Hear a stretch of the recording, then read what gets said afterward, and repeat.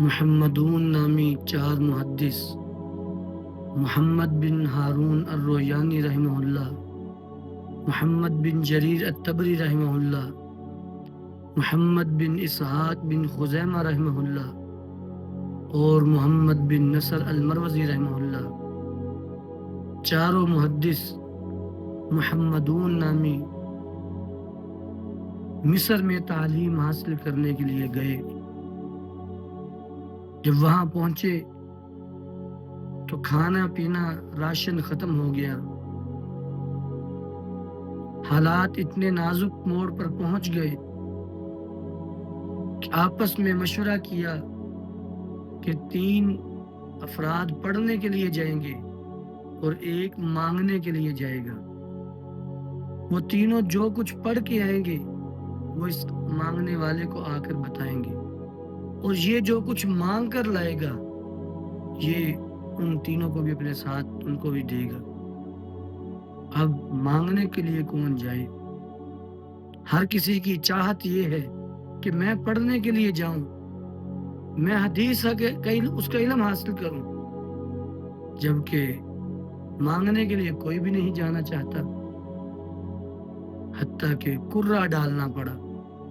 کرہ ڈالا تو امام محمد بن اسحاق بن خزیمہ رحمہ اللہ تعالی ان کا نام آیا۔ فرمانے لگے امہلونی حتی اصلی رکعتین، مجھے اتنی مہلت دے دو کہ میں 2 رکعت نماز ادا کر لوں۔ اور پھر 2 رکعت نماز ادا کی اور اپنے رب کو پکارا، دل سے دعا مانگی، کہا کہ اللہ، جب ہم اپنے گھر سے نکلے تھے اس نیت سے نکلے تھے کہ ہم تیرے نبی کی حدیث کو حاصل کریں گے، اے اللہ آج مانگنے کی نوبت آ گئی ہے تو میں نہیں مانگنے جانا چاہتا، اے اللہ تو ہماری مدد فرما۔ بڑی رقت امیز دعا کی، اور پھر اس دعا کا اثر کہ وقت کا بادشاہ اس نے خواب دیکھی، اس کو خواب کے اندر ان افراد کے نام بتائے گئے کہ جاؤ فلاں بستی کے اندر، فلاں محلے کے اندر 4 افراد ان ناموں کے، ان تک راشن پہنچاؤ۔ بادشاہ نے جب اٹھا تو دیکھا بڑا عجیب و غریب خواب ہے، اس طرح کا خواب پہلے کبھی نہیں آیا۔ تو بادشاہ نے اپنے کرندوں کو بھیجا راشن دے کے، اور ساتھ 1,000 درہم کی تھیلیاں دے کے، کہا جاؤ اس نام کے بندے ملیں ان کو یہ دے آنا۔ کرندے آئے اسی جگہ پہ، دروازہ کھٹکھٹایا، امام محمد بن نصر المروزی رحمہ اللہ، دروازہ کھولا، اس کرندے نے پوچھا کہ تم میں سے محمد بن نصر المروزی کون ہے؟ کہا جی میں ہوں۔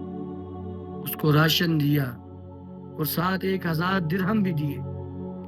کہا تم میں سے محمد بن ہارون الرویانی کون ہے؟ کہا کہ یہ میرا ساتھی، ان کو بھی راشن اور درہم ملے۔ پھر کہا تم میں سے محمد بن جریر الطبری کون ہے؟ ان کو بھی راشن اور درہم دیے۔ کہا تم میں سے محمد بن اسحاق بن خزیمہ وہ کون ہے؟ کہا وہ مصلی پہ بیٹھا دعا کر رہا۔ یا آپ دیکھیں، تصور کریں آج ہم کیوں اتنے مایوس ہو گئے، ہم کیوں یہ بات سوچتے ہیں کہ ہمارا رب ہماری دعائیں نہیں سنتا۔ ابھی مصلی پہ بیٹھے دعا کر رہے ہیں کہ اللہ نے ان کی مصیبت کو حل کر دیا، ان کی پریشانی کو حل کر دیا۔ ہمارے لیے اس میں نصیحت یہ ہے، ہم کبھی اپنے رب سے مایوس نہ ہوں، کبھی نہ یہ سوچیں، کیونکہ مایوسی یہ کفر ہے۔ ہمیشہ اپنے رب سے پر امید رہیں۔